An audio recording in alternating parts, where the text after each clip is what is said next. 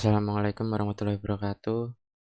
Di sini saya Widya Diki Pamungkas akan mempresentasikan PowerPoint saya tentang business environment atau bisa dibilang lingkungan bisnis. Berikut beberapa poin yang saya dapat dari ebook yang saya ringkas. Yang pertama ada organisasi bisnis dalam bidang lingkungan luar. Organisasi bisnis berbeda dalam banyak hal, tetapi mereka juga memiliki kesamaan fitur, transformasi input menjadi output. Proses transformasi ini berlangsung dengan latar belakang pengaruh eksternal yang mempengaruhi perusahaan dan kegiatannya. Lingkungan eksternal ini kompleks, mudah berubah dan interaktif, tetapi tidak dapat diabaikan dalam analisis aktivitas bisnis yang berarti. Selanjutnya ada ringkasan dari organisasi bisnis kategori lingkungan luar. Dalam proses mengubah input menjadi output, organisasi bisnis beroperasi secara lingkungan multifaset yang mempengaruhi dan dipengaruhi oleh aktivitas mereka. Lingkungan ini cenderung kompleks dan mudah berubah dan terdiri dari pengaruh yang baik umum maupun langsung dan yang beroperasi pada tingkat spasial yang berbeda. Memahami lingkungan ini dan pengaruhnya terhadap operasi bisnis sangat penting untuk studi dan praktik bisnis. Poin penting dari lingkungan luar. Yang pertama ada kegiatan bisnis pada dasarnya berkaitan dengan mengubah input menjadi output untuk tujuan konsumsi. Semua bisnis beroperasi dalam lingkungan eksternal yang membentuk cara kerja dan keputusan mereka.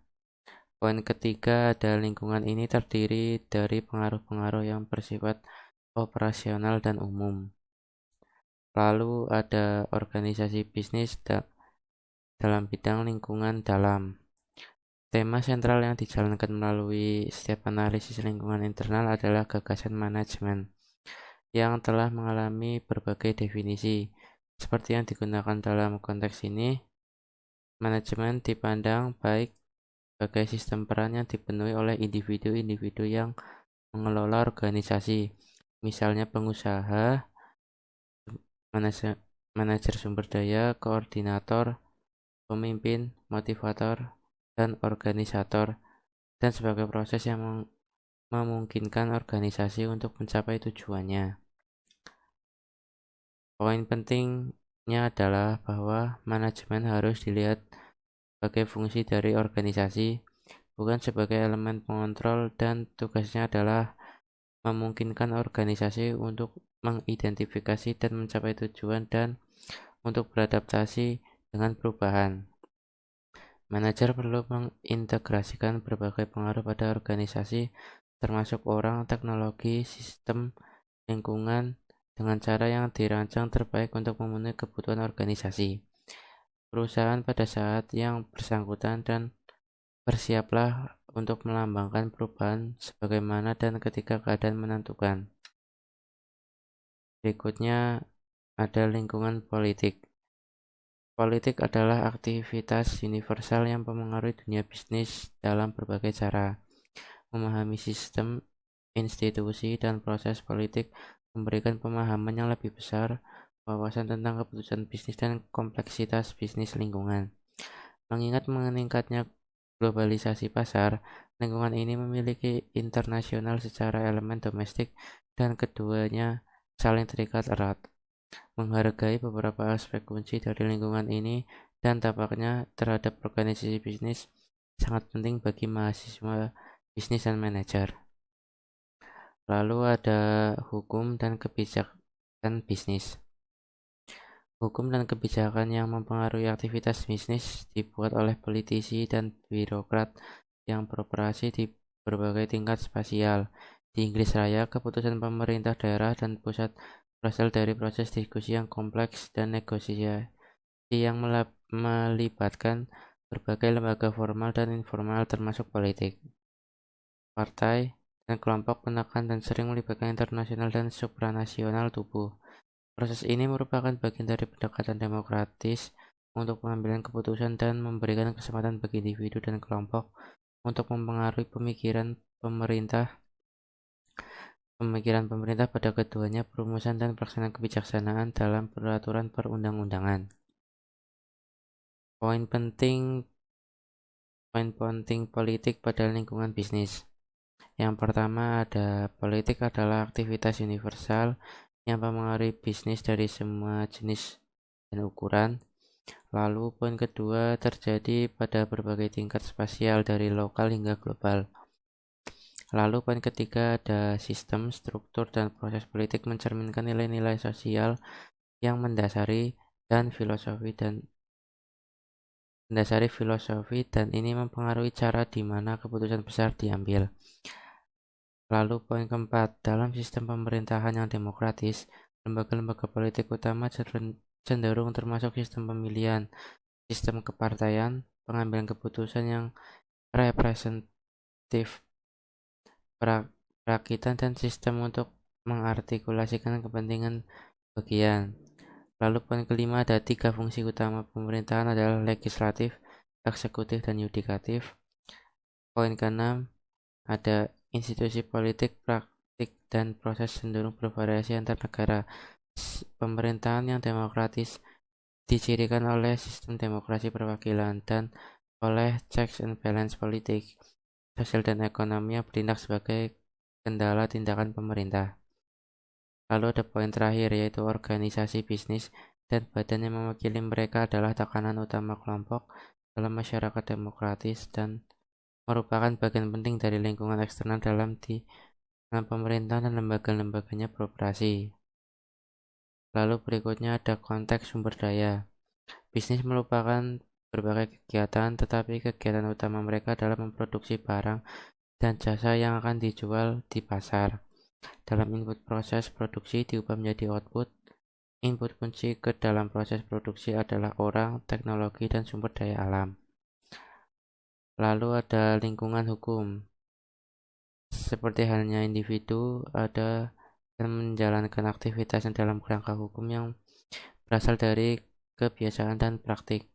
Dari peradilan keputusan pengadilan undang-undang yang dibuat oleh pemerintah, hukum ini lingkungan tidak hanya membatasi dan mengatur operasi perusahaan, tetapi juga menyediakan mekanisme yang memungkinkan dapat mengejar tujuan, terutama pencapaian keuntungan melalui kewirausahaan aktivitas, seperti lingkungan politik dan ekonomi yang saling terkait. Lalu ada klasifikasi hukum. Hukum yang berkaitan dengan individu dan organisasi dapat diklasifikasikan dalam beberapa cara. Ada internasional dan nasional, publik dan swasta, pidana dan perdata. Dalam praktek tidak ada aturan keras dan cepat untuk klasifikasi dan beberapa kategori mungkin tumpang tindih. Misalnya ketika perilaku orang dianggap melanggar bidang hukum yang berbeda. Namun demikian, membedakan hukum dalam istilah ini berfungsi sebagai bantuan untuk menjelaskan dan komentar, serta membantu menjelaskan perbedaan kewajiban dan hukum pembulian di Inggris dan Wales misalnya. Seorang anak di bawah usia 10 tahun tidak dapat ditahan pertanggungjawaban pidana. Sumber hukum dalam lingkungan bisnis. Hukum selalu berasal dari sejumlah sumber termasuk kebiasaan, presiden peradilan, undang-undang, dan badan internasional dan supranasional.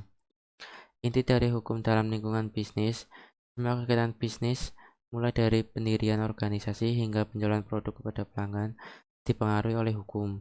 Lingkungan hukum ini di dalam bisnis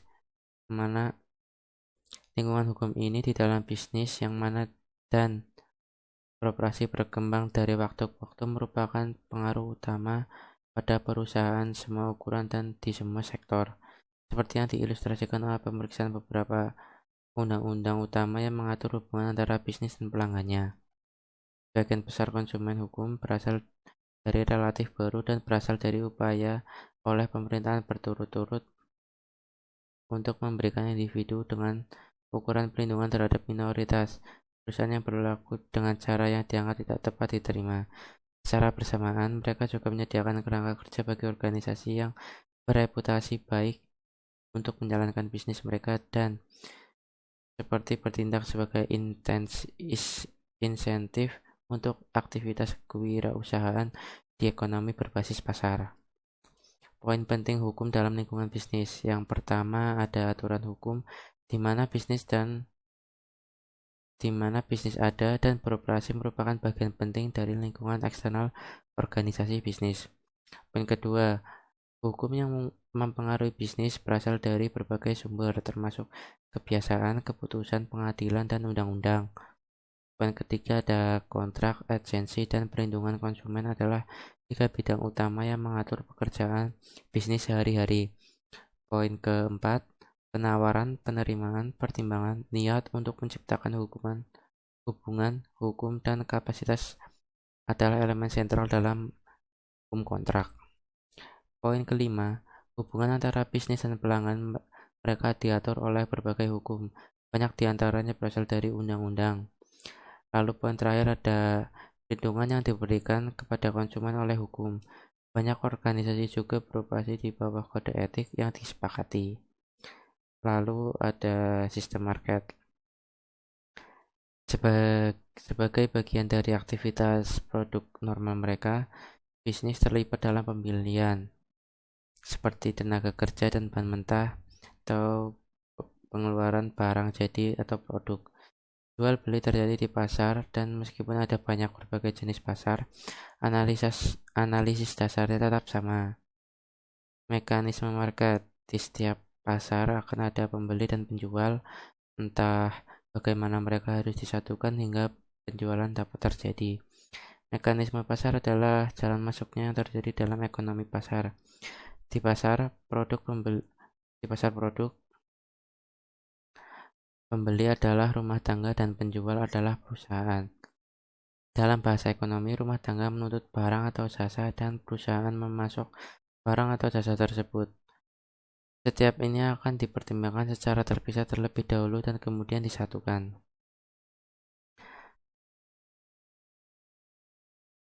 Demand atau tuntutan kebutuhan.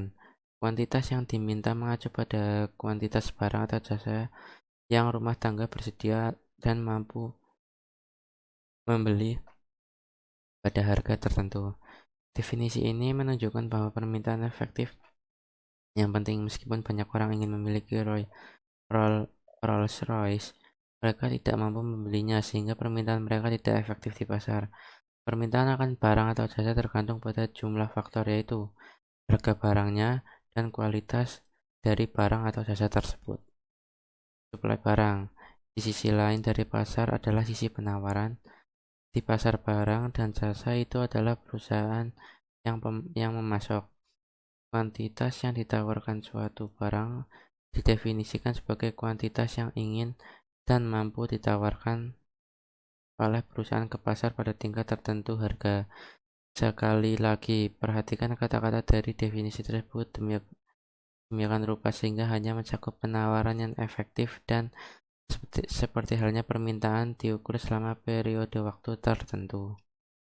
Sekian dari saya. Wassalamualaikum warahmatullahi wabarakatuh.